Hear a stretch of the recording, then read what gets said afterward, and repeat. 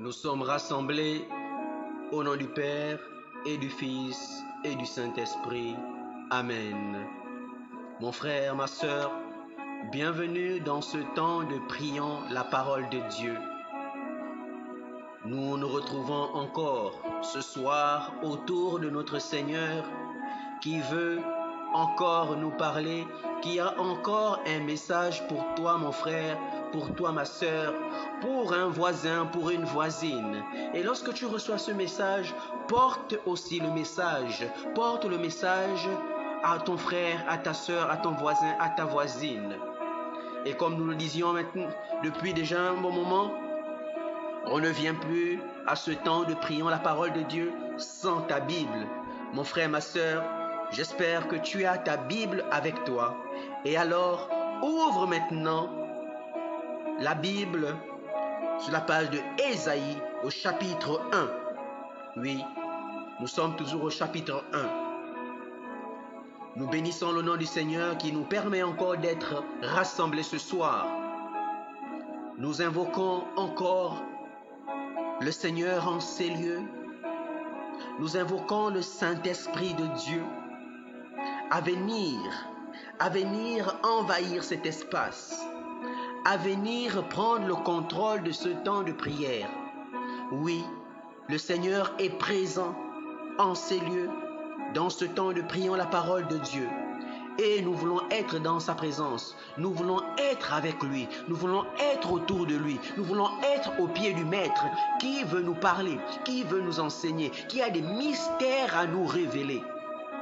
Alors, demeure dans la présence du Seigneur. Une seconde passée dans sa présence vaut mieux que 1000 ailleurs. Quelque temps passé dans ses parvis vaut mieux que 1000 ailleurs, nous le rappelle la parole de Dieu. Alors, Saint-Esprit de Dieu, je t'invite chez ce frère, chez cette sœur, à disposer le lieu où se trouve, disposer cet endroit où je suis. Saint-Esprit, prends le contrôle maintenant. Saint-Esprit, viens prier en moi, viens parler en moi. Inspire mes paroles, inspire mes pensées, ouvre mes sens, connecte-moi à toi, connecte-moi au Père, attire-nous au Père, attire ce frère, cette sœur, connectés. Attire-nous au Père, conduis-nous au Père, remplis-nous d'amour, Saint-Esprit, remplis-nous de ta présence, envahis-nous, inonde-nous, Saint-Esprit de Dieu. Et conduis-nous, attire-nous au Père. Donne-nous de réaliser l'immensité de l'amour de Dieu. Donne-nous de réaliser son amour et sa miséricorde.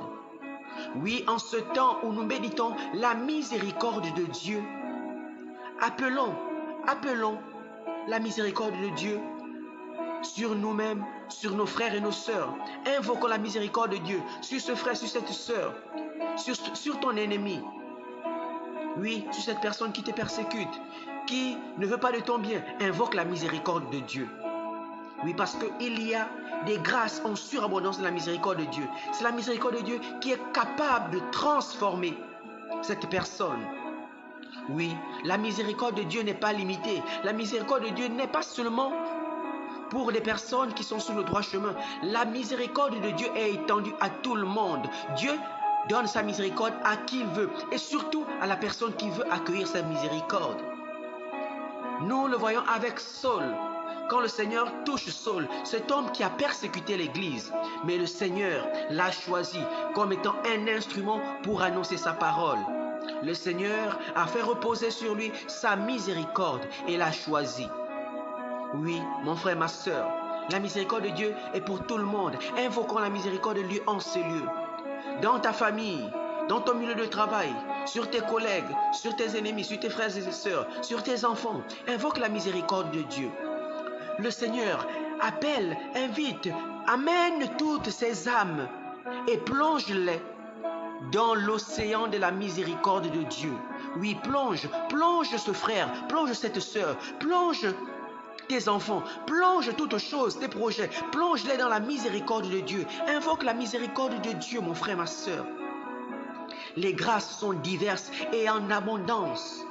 Ô Père éternel, je plonge ce frère, cette sœur, dans l'océan de ta miséricorde. Je plonge ces personnes qui nous persécutent, ces personnes qui nous attaquent spirituellement ou physiquement. Je les plonge dans ta miséricorde. les ennemis de nos vies, je les plonge dans ta miséricorde, afin qu'ils soient transformés. Et donne-nous, Seigneur, aussi, d'être remplis de ton amour, que nous soyons des instruments de paix, des instruments de réconciliation, que nous soyons aussi porteurs de la miséricorde de Dieu autour de nous. Oui, mon frère, ma soeur, sois porteur, sois porteuse, ma soeur, de la miséricorde de Dieu. Que nous soyons des témoins de la miséricorde de Dieu. Nous ne pouvons pas être des chrétiens et ne pas propager la miséricorde de Dieu. Quel est ce chrétien qui ne sait pas pardonner? Quel est ce chrétien qui ne sait pas aimer? Prie pour tes ennemis, prie pour ton ennemi, prie pour ces personnes qui te persécutent, prie pour ces personnes qui t'attaquent. Appelle la miséricorde de Dieu. Merci, Saint-Esprit, d'envahir encore ces lieux. Merci, Saint-Esprit. Merci, Père éternel, pour ta miséricorde. Et nous invoquons la miséricorde de Dieu pour l'âme du pape François, que le Seigneur a rappelé auprès de lui. Seigneur, daigne l'accueillir auprès de toi. Souviens-toi de lui. Seigneur, si tu regardes les fautes qui subsisteront, accueille-le auprès de toi pour ta grande miséricorde et pour ta plus grande gloire. Merci, Seigneur, pour ta miséricorde. Merci, Saint-Esprit, pour ta présence. Et nous méditons ce soir encore la parole de Dieu. Bien sûr, dans Isaïe au chapitre 1, ce soir du verset 21 au verset 23. Isaïe, chapitre 1, du verset 21 au verset 23. Je proclame la parole de Dieu. Comment elle s'est prostituée, la cité fidèle. Le droit y régnait, la justice l'habitait. Et maintenant, ce sont des meurtriers.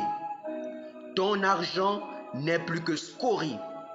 Ton meilleur vin est mêlé d'eau. Tes princes sont des rebelles, complices de voleurs, tous avides de cadeaux, courant des pots de vin. Ils ne rendent pas justice à l'orphelin. La cause de la veuve ne les touche pas. Parole du Seigneur, nous rendons grâce à Dieu. Le Seigneur pose une question qui est en même temps une affirmation, une exclamation. Le Seigneur dit ceci: comment elle s'est prostituée, la cité fidèle? Oui, cette cité qui était fidèle, qui avait des valeurs, comment s'est-elle prostituée? Le Seigneur s'interroge, le Seigneur s'exclame. Le Seigneur est en même temps surpris. Comment s'est-elle prostituée? Comment t'es-tu parti? Toi qui étais cité fidèle, tu es devenu prostituée. Toi qui étais dans le bien, tu t'es laissé conduire vers le mal. Oui, comment? Comment cela est-ce possible, mon frère, ma soeur? Toi qui étais sur le droit chemin, toi qui étais fidèle, toi qui écoutais la parole de Dieu, toi qui mettais en pratique ses recommandations, comment es-tu arrivé à cela? Comment t'es-tu détourné des voies du Seigneur? C'est la question que le Seigneur pose ce soir. Comment as-tu fait pour abandonner le droit chemin? Comment as-tu fait pour te détourner de tes valeurs anciennes? Comment, mon frère, ma soeur? Comment? Que s'est-il passé? Que s'est-il passé, mon frère, ma soeur? Oui, c'est véritablement la question que le Seigneur pose. Comment as-tu fait pour devenir ainsi maintenant? Toi qui par le passé étais dans le bien, comment as-tu fait pour devenir ainsi? Toi qui étais pleine de valeur, pleine de bonté, pleine d'amour, pleine de compassion. Oui, chez toi, le droit y régnait. Chez toi, la justice habitait. Oui, il y avait le droit, il y avait la justice. Tu faisais le bien. Tu étais plein de qualité. Tu faisais justice, tu rendais justice. Lorsque tu voyais une injustice, tu ne passais pas. Tu intervenais. Le droit habitait chez toi. Tu habitais. Il y avait le droit chez toi. Tu faisais régner l'ordre. Oui. Tu tranchais équitablement les problèmes. Lorsqu'on venait te voir, tu savais trancher. Mais que s'est-il passé pour que tu te détournes de tes valeurs anciennes? Pour que tu arrives maintenant à pratiquer le mal, à te détourner de ces valeurs. Pourquoi? Que s'est-il passé, mon frère, ma soeur? Toi qui, quand tu te regardes, dans ta vie ancienne, tu te comportais bien, tu suivais le Seigneur, tu pratiquais la justice, tu pratiquais l'amour, tu pratiquais la charité. Que s'est-il passé? T'es-tu laissé transformer par des gens? T'es-tu laissé transformer par ce monde? T'es-tu laissé transformer par l'ennemi? Parce que peut-être tu as subi des persécutions, des attaques, tu as décidé maintenant de changer. Ne te laisse pas changer par le monde, mon frère, ma soeur. Nous sommes du monde, mais nous sommes dans le monde, mais nous ne sommes pas du monde, mon frère, ma soeur. Ne te laisse pas transformer. Ne laisse pas une situation te transformer, te changer. Si tu étais dans le droit chemin, reste dans le droit chemin. Si tu pratiquais l'amour, pratique l'amour. Qu'aucune situation ne te transforme. Surtout, ne te transforme dans le mauvais sens, mon frère, ma soeur. Oui, tu pratiquais le bien avant. Mais que s'est-il passé aujourd'hui? Tu pratiquais la justice avant, mais que s'est-il passé aujourd'hui? Tu faisais preuve d'amour, mais que s'est-il passé aujourd'hui? Tu obéissais au Seigneur, mais que s'est-il passé aujourd'hui? Tu étais plein de compassion, mais que se passe-t-il aujourd'hui, mon frère, ma soeur? C'est la question que le Seigneur te pose. Que deviens-tu? Ne te laisse pas transformer. Aujourd'hui, on voit que tu perds ta valeur, tout comme nous rappellent les Saintes Écritures. On voit qu'on devient meurtrier. Pourtant, on pratiquait la paix et la justice. Ton argent est devenu scorie. Ton argent perd de la valeur. Ça n'a plus de valeur. Ton vin s'est mêlé à de l'eau. Oui, ton vin se mêlait à de l'eau. Oui, elle perd sa valeur. Elle perd sa saveur. Quand le vin se mêle à de l'eau, elle perd sa saveur. Elle perd en qualité. Oui. Ton vin s'est mêlé à de l'eau, elle a perdu sa valeur, elle a perdu sa saveur. Les princes sont devenus des rebelles, sont devenus des bandits. Oui, comment un prince? On voit souvent, un prince c'est quelqu'un qui est porteur de bonnes valeurs. Mais les princes aujourd'hui, la parole nous dit, sont devenus des rebelles. Ils sont complices à des voleurs. Complices à des voleurs. Oui, désormais ils marchent avec des voleurs. Désormais ils marchent avec des meurtriers. Désormais ils marchent avec des personnes peu recommandables. Toi qui étais un prince dans ta vie, une princesse dans ta vie. Oui, mon frère, ma soeur, prince, princesse, ce n'est pas simplement d'être dans les titres où tu es logé, mais par ta qualité de vie. Tu es un prince, tu es une princesse. Mais dès que tu te détournes des valeurs, tu ne peux plus être un prince. Et voilà que maintenant, tu marches avec les voleurs, tu marches avec les meurtriers, tu es complice, tu les soutiens, tu les protèges. Oui, la parole nous dit, tu es complice des voleurs. Tu es avide des cadeaux, tu recherches maintenant les cadeaux. Tu es dans les pots de vin, tu es avide des cadeaux, tu es dans les pots de vin, tu es dans la corruption. Oui, mon frère, ma soeur, tu es dans la corruption. Tu es dans le mal, dans le péché, tout ce qui déplaît au Seigneur. Et le Seigneur t'interpelle sur ce que tu deviens aujourd'hui. Regarde à qui tu étais hier. Regarde à qui tu étais hier. Regarde tes valeurs du passé. Si tu étais dans le droit chemin, pourquoi t'égares-tu? Pourquoi te laisses-tu transformer? Ne laisse pas le monde te transformer. Ne laisse pas les situations te transformer. Ne laisse pas les difficultés te transformer. Ne laisse pas les combats te transformer. Oui, tu peux vivre des situations difficiles, mais ne te laisse pas transformer. Oui, tu t'attendais à quelque chose de bien en allant quelque part, mais tu as vécu quelque chose de désagréable, mais ne te laisse pas transformer, ne te laisse pas atteindre, garde les valeurs, garde ce qui est bien. Oui. Tu t'es détourné de la justice, tu ne rends plus justice à l'orphelin. Toi qui étais là attaché aux valeurs, tu rendais justice à l'orphelin. Tu es devenu insensible à la cause de la veuve. Tu es devenu insensible à la personne qui souffre autour de toi. Tu es devenu insensible à toutes ces choses autour de toi, mon frère, ma soeur. Regarde à qui tu étais. Regarde à tes valeurs. Regarde les valeurs. Et même si par le passé tu n'avais pas de valeurs, regarde maintenant. C'est le moment aussi de te laisser transformer, de regarder aux bonnes pratiques. Oui, sois porteur de valeurs. Sois un prince, sois une princesse, pleine de qualité, pleine de bonté, pleine d'amour, qui rend justice, qui s'intéresse aux bonnes causes. qui est sensible à la violence, qui est sensible à l'injustice. Oui, qui rend le droit, qui rend la justice. C'est à cela que le Seigneur nous interpelle. Et dans Marc, au chapitre 8, verset 36, on nous dit: que sert-il à l'homme de gagner tout le monde si c'est pour perdre son âme? À quoi te sert-il toutes ces choses du monde si c'est pour perdre ton âme? Oui, mon frère, ma soeur, si tu es dans la corruption, à quoi te sert la corruption? À quoi te sert de chercher les pots de vin? À quoi te cherches les biens de ce monde? Parce que ça te détourne de tes valeurs. Tu perds ton âme en cherchant les choses de ce monde. Surtout quand tu cherches mal les choses de ce monde. Demande au Seigneur, il te comblera. À quoi te sert-il de gagner le monde si c'est pour perdre ton âme, si c'est pour perdre ta vie? Ainsi parle le Seigneur dans Marc au chapitre 8, au verset 36. Oui, mon frère, que s'est-il passé pour que tu te détournes? Alors, c'est la parole que le Seigneur nous adresse ce soir. Il te pousse à t'interroger. Toi, mon frère, toi, ma soeur, moi aussi. À faire une introspection.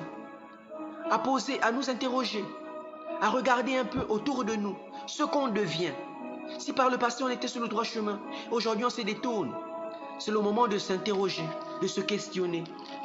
Se demander, mais qu'est-ce que je deviens? Où est-ce que je me laisse conduire? Pourquoi est-ce que je me laisse conduire sur le mauvais chemin? Que les mauvaises situations ne me transforment pas, mais qu'au contraire, je reste attaché au Seigneur. Je reste attaché au Seigneur parce que c'est en lui que l'on trouve la force. On nous disait, nous sommes du monde. Nous sommes dans le monde, mais nous ne sommes pas du monde. Résistons, mon frère, ma soeur. Résistons. Accrochons-nous, implorons la miséricorde de Dieu. Et oui, Saint-Esprit de Dieu, viens nous fortifier. Que cette parole ne tombe pas dans les oreilles de sourds. Que cette parole qui tombe en nous, cette parole qui est vie, habite en nous et germe en nous et qu'elle porte du fruit. Qu'elle ne tombe pas sur un terrain aride, mais qu'elle tombe sur un terrain fertile. Et que cette parole, qui est comme ce grain de moutarde, qu'elle germe et qu'elle porte. Oui, que cette parole donne du fruit en nous et nous transforme. Ne ferme pas tes oreilles, mon frère, ma soeur. Ne ferme pas tes oreilles à la parole du Seigneur. Implorons la miséricorde de Dieu, oui, pour que nos cœurs soient transformés, soient changés. Oui, plongeons nos cœurs dans la miséricorde de Dieu. Que nos cœurs soient transformés. Nos cœurs soient transformés. Saint-Esprit, remplis nos cœurs d'amour, remplis nos cœurs de charité, remplis nos cœurs de justice, remplis nos cœurs de bonté. Que l'on ne nous détourne, que l'on ne se détourne pas des bonnes valeurs. Oui, que l'on reste attaché aux valeurs. Oui, nous implorons la miséricorde de Dieu. Si nous nous sommes laissés un temps détournés du droit chemin, implorons la miséricorde de Dieu pour notre reconversion. Oui, notre reconversion, pour que nous puissions être transformés, revenir au droit chemin, revenir à qui nous étions, revenir à cette cité fidèle, revenir à cette cité pleine de valeurs, revenir à cette cité, à cette personne que nous étions hier, porteurs de valeurs, porteurs de bonnes valeurs, de qualité. Implorons la miséricorde de Dieu sur nos mauvaises pratiques. Oui, peut-être nous sommes laissés transformer par la vie, par les soucis. Ça peut arriver, nous sommes fragiles. Les situations difficiles. Mais implorons la miséricorde de Dieu sur nos mauvaises pratiques, afin qu'elles changent, que le Seigneur nous touche, nous aide à nous changer, à nous transformer. Saint-Esprit, donne-nous la force d'être transformés. Oui, que maintenant, que la miséricorde de Dieu, que le Saint-Esprit de Dieu nous donne à nous attacher au bien, nous attacher à la justice, à nous attacher à Dieu. Oui, nous attacher à Dieu plutôt qu'aux choses de ce monde. Attachons-nous au Seigneur plutôt qu'aux choses de ce monde. La parole de Dieu dans Jean chapitre 17 du verset 15 à 16 nous dit: je ne prie pas pour que tu les retires du monde, mais pour que tu les gardes du mauvais. Ils n'appartiennent pas au monde, de même que moi, je n'appartiens pas au monde. Sanctifie-les dans la vérité. Oui, ta parole est vérité. Oui, la parole nous dit, on ne veut pas nous retirer du monde, mais On prie pour que on soit gardé du mauvais. Nous sommes dans le monde, mais nous ne sommes pas du monde. C'est pourquoi nous prions pour que nous soyons gardés du mauvais, des mauvaises pratiques. Oui, mon frère, ma soeur. Nous n'appartenons pas au monde, comme le Seigneur n'est pas du monde. Oui, et nous bénissons le nom du Seigneur pour sa parole relâchée ce soir. Qu'il continue de nous combler et qu'il nous plonge dans sa miséricorde. En nous donnant cette parole, c'est déjà une manifestation de la miséricorde de Dieu. Parce que le Seigneur nous prévient par la bouche de son prophète Isaïe. Pour que nous nous retournons aux bonnes valeurs. C'est le moment de nous retourner, de retourner vers le Seigneur, de nous accrocher à ce qui est bien. Le Seigneur te pose une question ce soir. Que s'est-il passé pour que tu te détournes? Alors, fais un retour sur toi-même et reviens aux bonnes valeurs pour la plus grande gloire de Dieu. Nous avons prié au nom du Père et du Fils et du Saint-Esprit. Amen.